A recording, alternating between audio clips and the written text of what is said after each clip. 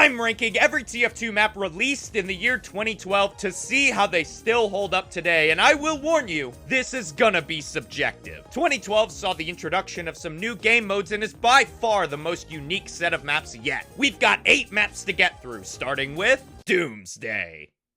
We're starting off with Doomsday, and frankly, I don't think there's a more polarizing map in TF2. It's experimental, avant-garde, it's different, but it's confident.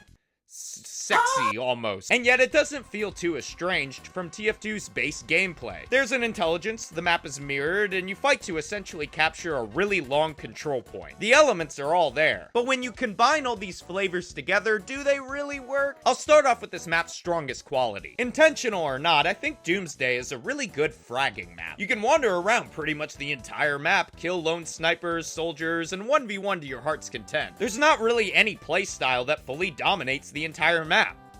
Except for mini-sentries, which makes me wish robots would hurry up and develop the capability to be offended by the word clanker. But other than that, roaming around and utilizing Doomsday's exceptional use of levels, dynamic geometry, and fun shortcuts is almost mesmerizing. I could play this map for hours at times. You know, I'll admit, I used to be much harder on this map way back when, and I really couldn't remember why.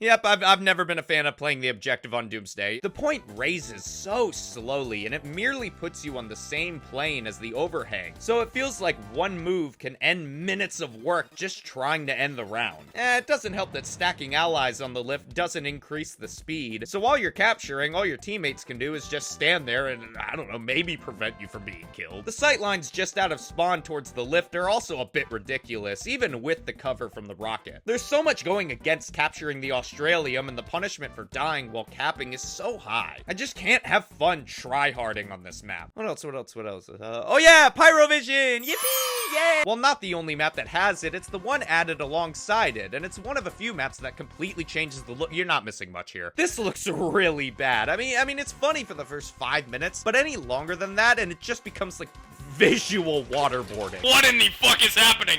What is happening? I feel bad, almost because there's just so much detail here. Clearly a lot of work went into designing and programming this, but I can only subject myself to it for so long. Needless to say, it does the map no favors. Not that it takes away from the map. Again, Doomsday is a very fun map to mess around on for a while. Any map being fun to roam on and ignore the objective has its place in TF2. Plus, I mean, I got some fun memories of this map, but the problem is that Doomsday is far from the only map in the game to fill this niche. Pair that with how hard it can be to get in a game of Doomsday sometimes, and yeah, it's gonna end up in B tier. The fact that the main gimmick of the map of using the Australium to launch a rocket is something that I prefer to avoid leaves Doomsday as a situational change of pace. I still have fun, but even if I could, I just don't have a reason to play this one too often. Kong King.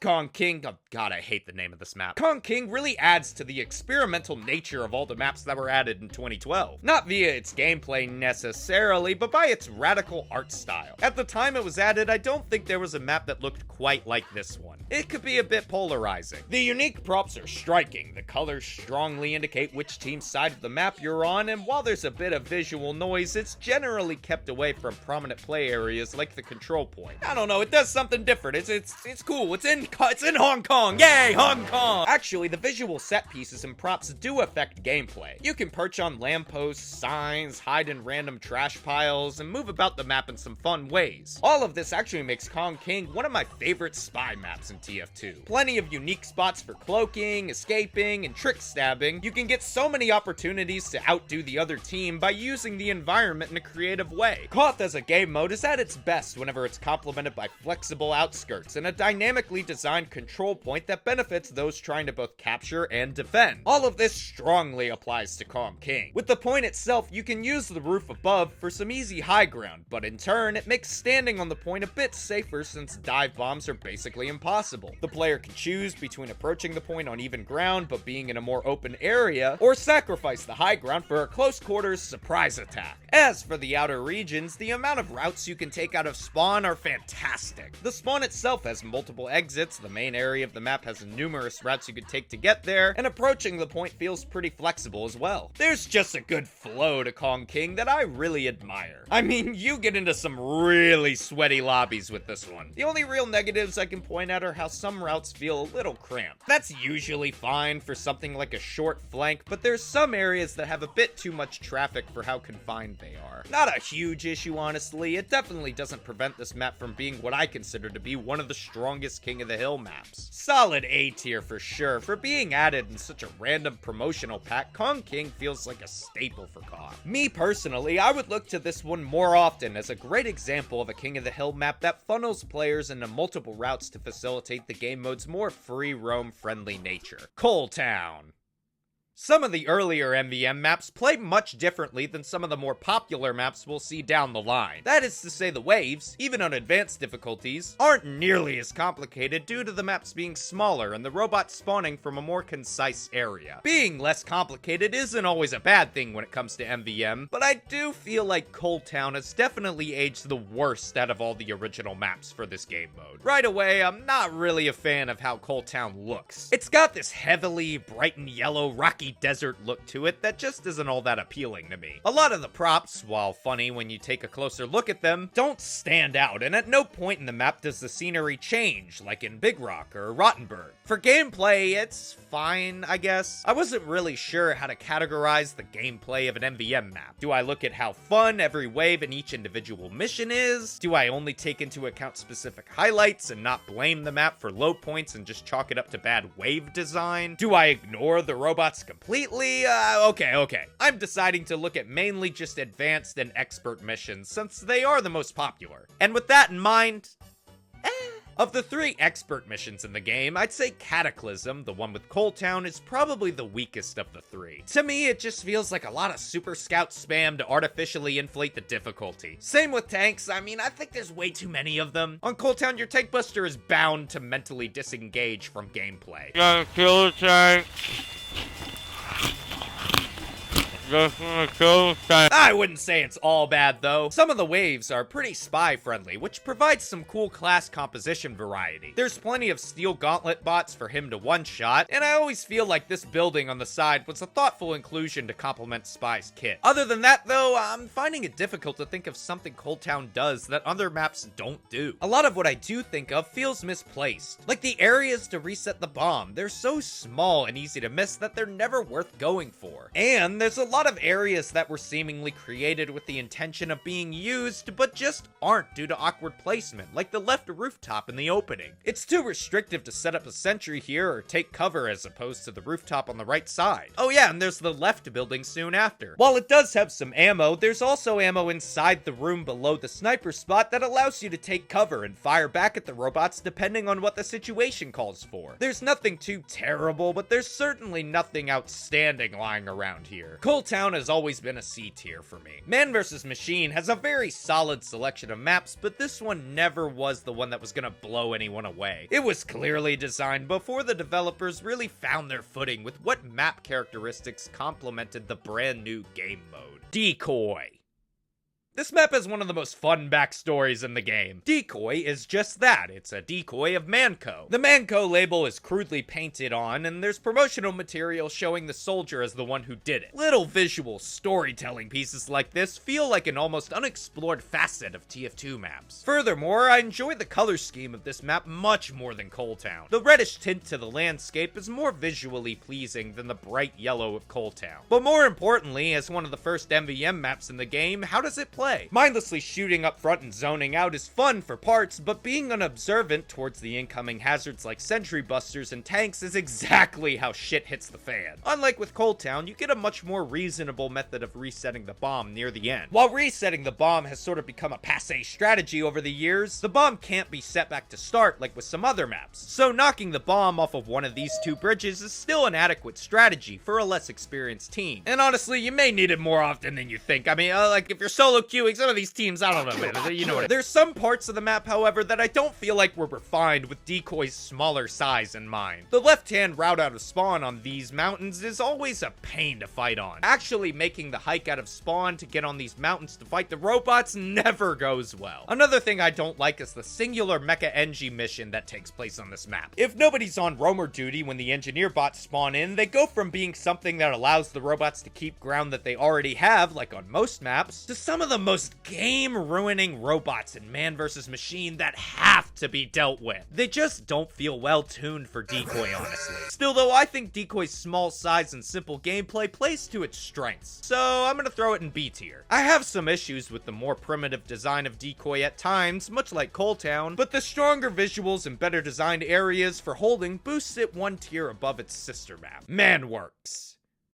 As of 2026, before the MVM update comes out, because I know it's not coming out in 2026, if I were to choose one MVM map to slap the least popular label onto, I would probably choose Mannworks. That doesn't make it the worst one, however, not by any means. If you've seen other installments of this series so far, you know that I'm a slut for a good rainy map in TF2. But here, the rain feels extra thematic. You're in a desperate defensive situation, fighting against both an invasion of robots and the harsh elements of Mother Nature. It feels especially appropriate for this game mode. In general, though, the feeling of clawing at survival is heightened on Mannworks, not just by the stormy imagery, but also by the map's design. I feel like the stacked bags and the makeshift fortifications help this map a lot in this regard. They also act as great ground when defending. Come to think of it, Mannworks definitely has the best use of verticality in the three original Man vs. Machine maps. The opening has some small rolling hills with large boulders that scouts, spies, and pyros with jump height can use to their advantage. And the large concrete buildings are great for spamming while taking cover. After the mercs get pushed behind the front line, we find more cover and high ground along tighter trenches to focus fire on. You also get an area to reset the bomb, but nobody uses this, so let's just move on. At the bomb, the verticality gets diminished, and things get a little weighted against your team. There's less space to set up on, and any robots with the bomb have a small corner to turn before they're essentially already in position to end the game. It adds a feeling of intensity to waves of Mannworks, especially ones that tend to get out of hand. Every time my team is forced back to spawn and tasked with constantly switching their attention from one threat to the next, I feel so invigorated, like that time in 2016 when I killed a man in New Orleans. Mannworks does a great job of laying out the foundation of a strong setting through its visual aesthetic, and following up on that notion with strong gameplay that simulates the desperate hold for ground. Oh yeah, and there's a main menu background image for this map, and it's the coolest one. It's not even worth contesting. Here they all are ranked, fuck you. Honestly, I'm struggling to fault Mannworks. Maybe some areas here and there, like the balcony past the front lines on the left side and this rafter near spawn, are a little less useful than I would like, but other than that, Mannworks uses its space very well. Does it do what it does well enough for an S tier spot? I'm gonna be honest, I'd say no, but it's got a firm spot in A tier. Do not get me wrong, it does what it sets out to do really, really well, and there's a lot to like about Mannworks. It is an exceptionally good map. Ghost Fort. The year's 2013. I had been playing for just a few months, and at this point, for reasons I can't quite remember, perhaps a full moon, perhaps just general TF2 spaghetti code, the Scream Fortress 2012 option was added to the quick play cycle. Being mesmerized by the new graphic, which for some reason I can't find on Google anymore, please someone find this image and confirm I don't have Alzheimer's, I had to try it out, and what I found was something special. A boss in TF2? Big ass head, the fuck? Look at this guy trying to kill people just by sitting there. Why am I getting Ubered? Why do I got crits? What the fuck is going on? It was so different from anything else I had experienced in the game, and it made me feel hyped for the upcoming Scream Fortress event. Not just to see what they'd do next, but to play this map again. And that, for years, was how I saw this map. I replayed it every year and had a blast every single time. Life was good. And then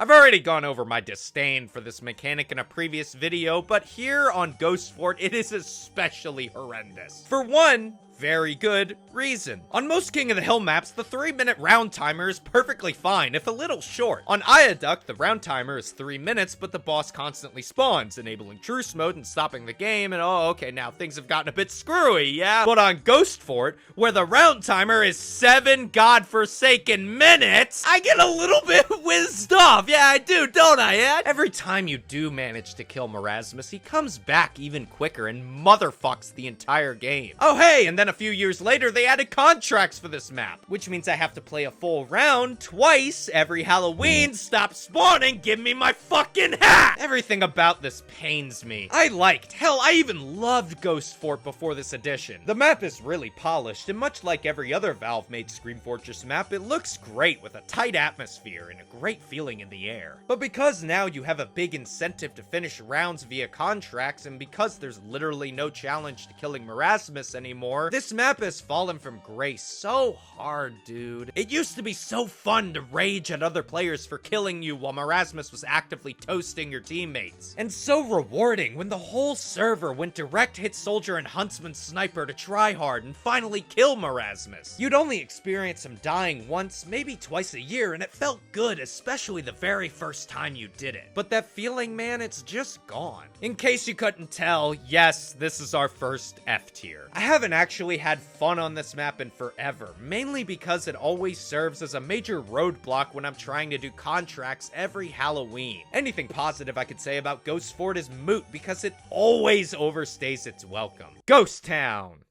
On the other side of the fence from Ghost Fort, we have Ghost Town. Added alongside each other in the 2012 Scream Fortress update, it's interesting to see how Ghost Town, being a simple side attraction to the main event of that year's update, has, in my eyes, far surpassed its sister map in terms of quality. Despite being presented as such, Ghost Town is actually available year-round, and boy am I glad it is. Ghost Town, or Wave 666, is one giant endurance test of a wave for anyone looking for a major challenge in Man vs. Machine. It's split off into multiple subwaves of various difficulties. It never really gets old, and the pacing here is really well done. There's actually a lot of time in between certain parts to give players time to upgrade, reposition, and just generally breathe. It's not just a bunch of random robots, or zombies, I guess. And you can tell having certain zombies come out with others is intentional. Some parts of Wave 666 are relatively easy, like the opening and the barrage of crit enemies later into the wave when you've already likely maxed out all of your resistances. But there's definitely some parts that are way harder. The onslaught of tanks and the never-ending spy bots, that's where Wave 666 games go to die, dog. But with difficulty spikes like this, I can't even be mad. I didn't choose to play Ghost Town to win as fast as possible to get loot. I played it to have fun seeing a non-stop quad feed. A huge pull factor is that Ghost Town isn't labeled under any man-up tours. I've always found that curates a much more casual MVM environment. That's the best part of Ghost Town. It fulfills a niche in TF2 that isn't fulfilled anywhere else. At any time of year, if you want to non-stop destroy robots in a low-pressure environment while fighting for a major achievement in TF2, you can do it whenever you want. And if you feel like early MVM is just a little too slow of a pace for you, you can have a massively upgraded Beggar's Bazooka within seconds on Ghost Town. But that doesn't mean you won't have hell to fight through. I think beating Wave 666 should be something that every TF2 player does at least once. Locking in for half an hour with your best friends or complete strangers, making it happen is tons of fun, and I'm shocked there's no formal Steam achievement for doing so. Speaking of beating it, I'd say that's the only thing that kind of feels a bit off here. You win after destroying a couple of heavy medic combos and some spies. Like, is that it? In a game mode that would go on to have some pretty memorable bosses, it feels weird that there isn't some super zombie at the end with like 100,000 health or something like that. Is that really a major flaw? I mean, in the grand scheme of things, not really. You know what? I think I'm still gonna put this in S tier. It occupies a much needed role in TF2. Unlike any other map in the game, you can hop in, get your fun little damage, sounds, numbers, and particle effects, and just chill without having to worry about winning. I go to this map and have fun year-round way too often to put it any lower, so I'm sticking to this. Bigrock. More like Big Cock. The Mecha NG update was a huge step forward in the evolution of Man vs. Machine as a game mode. I feel like Bigrock played a crucial role in that evolution. I mean, look at how large it is compared to every other MVM map we've seen so far. You could tell the devs felt a weight lifted off their shoulders after MVM's initial success. Pockets full of ambition, they said, we got our map, we need more map, more robots, and that more map, more giants, and then more money, we gotta do more, it's more! It's great that Bigrock allowed MVM as a game mode to expand in almost every aspect. It might be why I've always had this weird little soft spot for Bigrock. Or maybe it's the way this map looks. I mean, it's not the craziest looking map in the game, but if a man versus machine map can just add a few decorations showing the desperation in the impending holdout like with Mannworks, I'm on board. The progressive change in scenery is nice too. Or maybe my weird fascination with this map comes from a bit of nostalgia from first getting hooked on Man vs. Machine. Story time. I remember when I was a kid, I had to feed my dogs right before the last wave, and I couldn't say no because I had to do my chores. I was trying to hurry. I didn't want my teammates to wait, so I cut the ever-loving shit out of my thumb on like a dog food can. Couldn't get the bleeding to stop in time, so I just played through the last wave, bleeding all over my keyboard. And then I sold the bot killer wrench for like 7 cents. I don't think I'd be doing my job right if I didn't mention some of the notable flaws with Bigrock, specifically in the balancing department. There's strategies like the unprecedented bullshittery of the Godrock sniper spot. With an experienced sniper, waves become unfun goo goo gaga levels of easy. Point and click, send the giants to the penis explosion chamber. But with the less experienced team, however, there's some damn stupid waves on this map. Broken Parts Wave 6, Bone Shaker Wave 5, and a couple of others can be so nut-blastingly difficult that it feels like no matter what you do, no matter how good you are, if you're with an inexperienced team, it's like playing with 5 other players with pop testicles.